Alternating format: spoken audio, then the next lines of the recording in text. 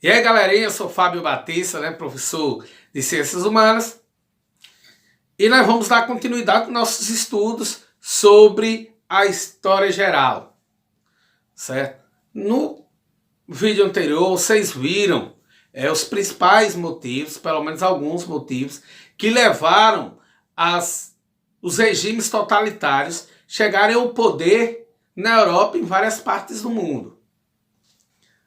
Certo, pessoal? Nós sabemos que foi vestígios em relação à Primeira Guerra Mundial. Focamos nessa questão. Mas dando continuidade a esse assunto, nós vamos falar de um outro fator que contribuiu muito para a chegada, né, de governos totalitários, certo, no poder em países como a Itália, como a Alemanha, como Portugal e vários outros países do mundo. Nós iremos falar hoje sobre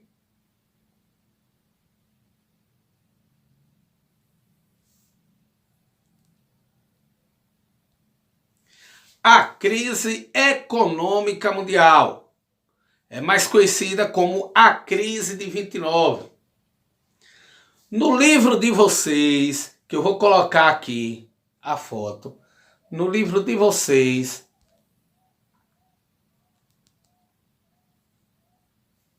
tem um pequeno trecho de introdução que fala a situação dos países europeus e a situação dos Estados Unidos logo após a Primeira Guerra Mundial. Após a Primeira Guerra Mundial, a Europa ficou arrasada, pessoal. Tanto os países que venceram, quanto os países, é lógico, que perderam. O único país que foi, de certa forma, privilegiado, certo? Que tomou vantagem com o conflito foi os Estados Unidos. Até porque os Estados Unidos vendiam, no início do conflito, para os países vencedores e para os países que também perderam. Então, economicamente, os Estados Unidos não sofreu tanto com a Primeira Guerra Mundial, até porque essa guerra não ocorreu em seu território. Houve o mínimo possível de vidas perdidas. Não teve fábricas destruídas. Não teve plantações arrasadas. Então, os Estados Unidos saiu fortalecido da Primeira Guerra Mundial e se tornou o eixo da economia. Certo? Os países europeus que ganharam a guerra e que perderam a guerra foram socorridos, entre aspas, foram socorridos pela economia norte-americana. Estados Unidos entrou com empréstimos, certo, para recuperar a economia europeia. Só que ocorreu um desastre. Quando estava todo mundo já dependente dos empréstimos e das ajudas financeiras dos Estados Unidos, lá na Europa, os Estados Unidos entrou em crise. Certo? Deixa eu tirar aqui essa figura, certo?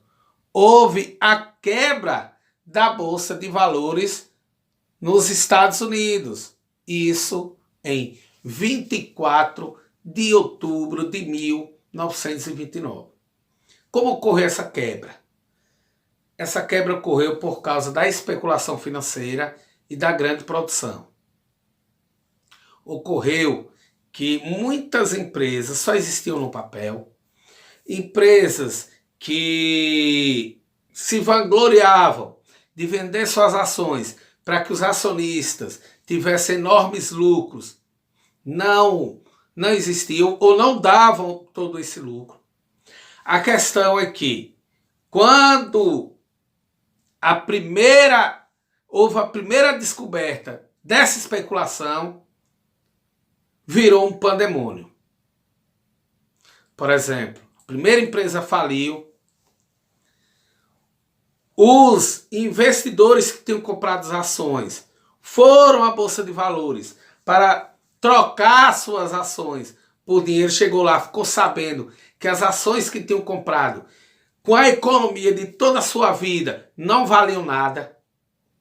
Muitos correram atrás dos bancos para tirar as economias que lá tinham, encontraram bancos que não tinham condições de devolver o dinheiro. Aí houve uma falência terrível, falência de bancos, falência de empresas. E aí os Estados Unidos, devido à sua crise interna, parou de emprestar dinheiro para a recuperação europeia, levando os países europeus também para a mesma crise. Pessoal, foi terrível esse período. Foi terrível. Essa crise de 29, certo? Levou o padrão de vida norte-americano ir lá para baixo. Milhares de pessoas empregadas, pessoas que eram ricas, mas que tinham investido na Bolsa de Valores, faliram da noite para o dia. E aí, dificilmente a gente poderia imaginar que encontraríamos nos Estados Unidos. Deixa eu ampliar aqui a fotozinha, viu, pessoal? Dificilmente nós imaginaríamos que encontraríamos nos Estados Unidos uma imagem igual a essa, de pessoas vivendo em moradias precárias, sem emprego, sem saúde, sem educação, na miséria. Mas ocorreu. Ocorreu e isso se alastrou para toda a Europa. Viu, pessoal? Isso se alastrou para toda a Europa. Então, os Estados Unidos deixou de investir na recuperação europeia para tentar investir na recuperação do seu país. Essa crise durou de 1929 até 1932, tendo iniciado no dia 24 de outubro, na famosa Sexta-feira Negra, certo? E isso levou ao que nós chamamos da Grande Depressão. Essa Grande Depressão, como eu falei anteriormente, ela durou de 29 a 32. Estados Unidos, né, no ano de 32 para 33, trocou de presidente. Entrou na presidência dos Estados Unidos Delano Roosevelt, que propôs um novo pacto, que nós damos o nome de, vamos americanizar as coisas, né? O brasileiro tem essa mania de New Deal, ou seja, um novo acordo, um novo pacto econômico para recuperar a economia dos Estados Unidos. E como se deu essa nova política econômica? Ela se deu no fortalecimento da economia através do poder do Estado. Então, aquelas medidas liberais de que o Estado não precisaria controlar a economia foi por água abaixo e Roosevelt entrou com uma economia controlada pelo governo. Aonde essa economia? Emprestou dinheiro a bancos para a recuperação, empréstimos a empresas para a geração de emprego, construção de obras públicas, auxílios emergenciais. É brincadeira? Será que a história é atual? Meio que auxílios emergenciais, certo? De ajuda àqueles desempregados, certo? Então, a economia dos Estados Unidos voltou meio que a funcionar através do New Deal, que foi a intervenção do Estado na economia dos Estados Unidos para se recuperarem da crise de 29, da Grande Depressão. Então, foi o que eles fizeram. Deixaram o liberalismo de lado e entraram na intervenção do Estado na economia, controlando, auxiliando os bancos, auxiliando as empresas, criando ajudas assistencialistas sociais, certo? Para recuperar essa economia que estava fragilizada. Os Estados Unidos podem fazer isso e se manter democrático. Os outros países da Europa, não. E aí, devido a isso, veio a crise, pessoal, da democracia. A crise da democracia a nível mundial. A nível mundial, vamos dizer assim. Essa crise iniciou com a crise econômica, que levou a população a milhões de famintos. Então ela se deu de 1929 a 1939. A crise da democracia. E foi aí que agiu, né, os regimes totalitários, que diziam eles que a democracia não tinha como resolver o problema em que os países estavam vivendo e a população. Então eles começaram a embutir na cabeça das pessoas de que a solução para a crise mundial seria governos fortes, centralizadores, antidemocráticos. E aí é aquela história que vocês viram no vídeo anterior.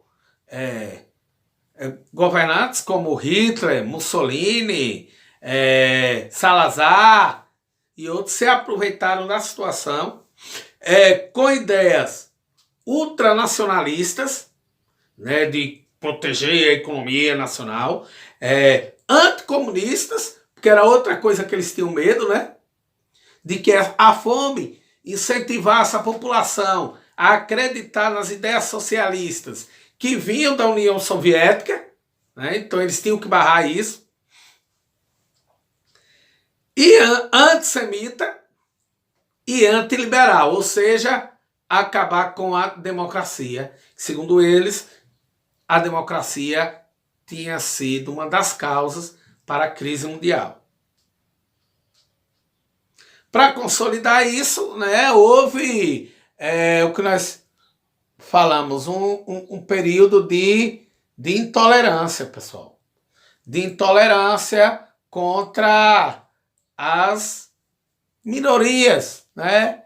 Contra as minorias imigrantes. Porque diziam o seguinte, as minorias homossexuais, negros, aborígenes, né? Vou falar índios não para não confundir apenas com índios brasileiros, mas aborígenes, indígenas, no caso indígenas, homossexuais, judeus e imigrantes eram pessoas que teriam que ser, de certo modo, exterminadas, porque eram um peso para a economia dos países. Aí foi introduzindo, martelando na cabeça das pessoas, e muita gente entrou nessa jogada. Algo parecido com o que nós estamos vendo hoje, não é mera coincidência. A gente está vendo aí, a gente viu a entrada daquele Donald Trump nos Estados Unidos, que é um governante de extrema direita, com ideias racistas, preconceituosas, mas que foi substituído agora por um presidente um pouco mais democrático. Não vou dizer que ela é grande coisa, porque os Estados Unidos vivem para eles mesmos, certo? Ninguém acredita muito em amizade norte-americana entre países, com os norte-americanos, porque não existe. Eles vão atrás dos objetivos deles. Mas assim, vimos no governo Donald Trump um governo de extrema direita que se aproveitou da fragilidade que os Estados Unidos estavam vivendo naquele período. Vivemos aqui no Brasil, desculpe, um governo também de extrema direita, até negacionista, está tendo uma crise sanitária extremamente grande no nosso país. E o presidente chegou a falar até desobrigar o uso da máscara para quem está vacinado, para quem já teve Covid, né? Negando questões da ciência, negando uma série de coisas. indo contra valores de liberdade, né, de imprensa, liberdade das instituições, jogando por contra o STF, etc. Certo? Então, o que a gente viu no passado, podemos estar vendo, né, também hoje. Certo? Então, é a gente analisar, pensar, porque ciências humanas é para isso, para a gente abrir os olhos, o leque, para entender a situação atual em que nós estamos inseridos.